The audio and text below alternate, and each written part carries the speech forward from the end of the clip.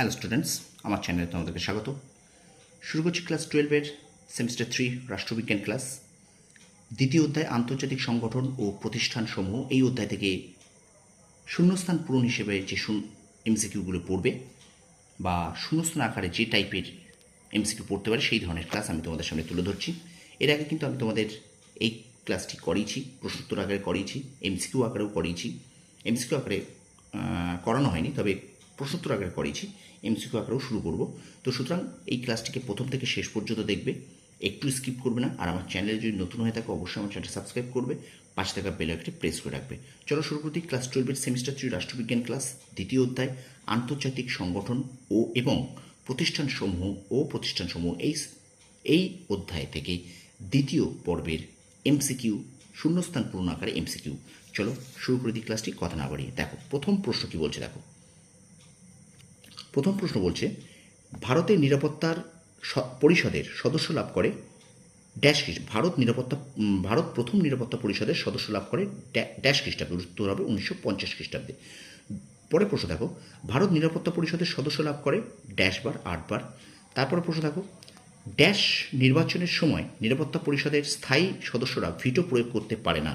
এটা হয়ে যাবে আন্তর্জাতিক বিচারালয়ের বিচারপতি নির্বাচনের সময়। পরের প্রশ্ন দেখো, প্রতি 3 বছর অন্তর আন্তর্জাতিক বিচারালয়ের ড্যাশ বিচারপতি অবসর গ্রহণ করেন। 1/3 বিচারপতি অবসর গ্রহণ করেন। পরের প্রশ্ন দেখো, ইউনেস্কোতে ড্যাশটি পর্যবেক্ষক রাষ্ট্র এবং ড্যাশটি আন্তঃরাষ্ট্রীয় সংগঠন রয়েছে। উত্তর হবে 2টি পর্যবেক্ষক রাষ্ট্র এবং 10টি আন্তঃরাষ্ট্রীয় সংগঠন রয়েছে। পরের প্রশ্ন দেখো, মহামারী প্রতিরোধ ও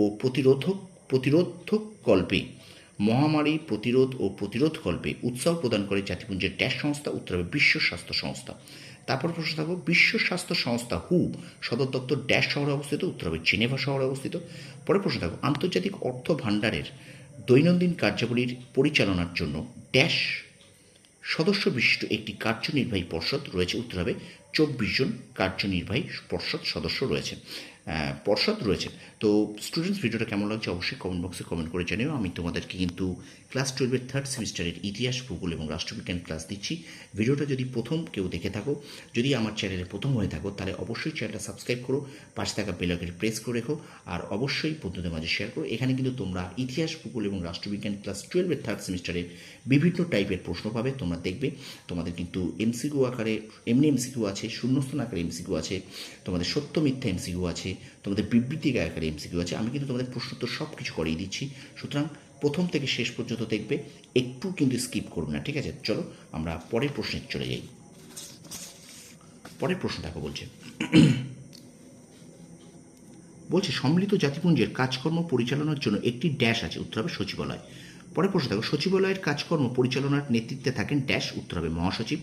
পরের প্রশ্ন দেখো, বিবাদের শান্তিপূর্ণ সমাধানের জন্য নিম্নলিখিত জাতিপুঞ্জের তৃতীয় উপাদান হিসেবে মহাসচিব কাজ করেন। উত্তর হবে বলেছেন কথাটি ইচেল বার্জার। উত্তর হবে ইচেল বার্জার। তারপরে প্রশ্ন দেখো, সাধারণ সভা 1946 খ্রিস্টাব্দে মহাসচিবের কার্যকাল ড্যাশ নির্দিষ্ট করে দিয়েছে। উত্তর হবে 5 বছর। উত্তর হবে 5 বছর নির্দিষ্ট করে দিয়েছে।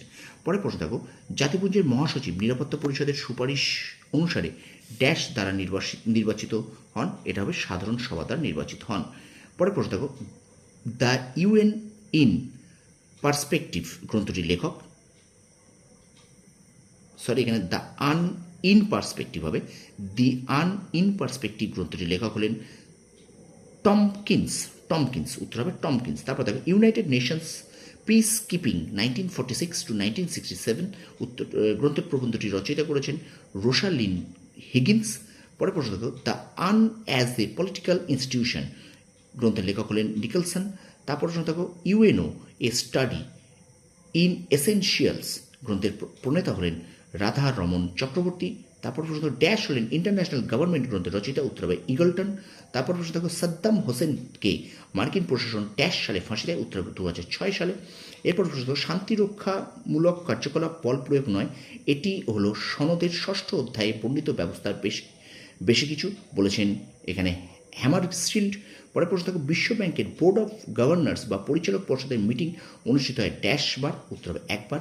পরে প্রশ্ন দেখো, বিশ্ব ঐতিহ্যের তালিকায় বর্তমানে ড্যাশটি দেশের ড্যাশটি দেশে ড্যাশটি ওয়ার্ল্ড হেরিটেজ স্থান রয়েছে।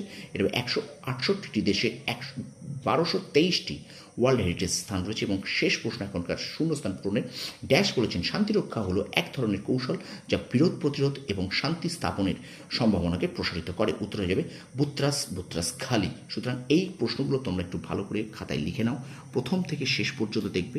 প্রত্যেকটা প্রশ্ন কিন্তু ভীষণ গুরুত্বপূর্ণ তোমাদের পরীক্ষায় আসার জন্য। তোমাদের ক্লাস 12-এর থার্ড সেমিস্টারে আমি কিন্তু ক্লাস করেই যাচ্ছি। সুতরাং এই যেগুলো আমি পাশে উত্তর দেওয়া আছে, তবে যেগুলো আমি তোমাদেরকে হাইলাইট মার্কার দিয়ে দাগিয়ে রেখেছি সেগুলো কিন্তু উত্তর অবশ্যই। আর ভিডিওটা কেমন লাগলো তোমরা অবশ্যই কমেন্ট বক্সে কমেন্ট করে জানিও। আর আমার চ্যানেলে প্রথম হয়ে থাকলে অবশ্যই চ্যানেলটি সাবস্ক্রাইব করো, শেয়ার করো, আর বন্ধুদের অবশ্যই পাশে থাকা বেল আইকনটি প্রেস করে রেখো। তোমরা সফল হও, তোমাদের সাফল্য কামনা করি। ধন্যবাদ।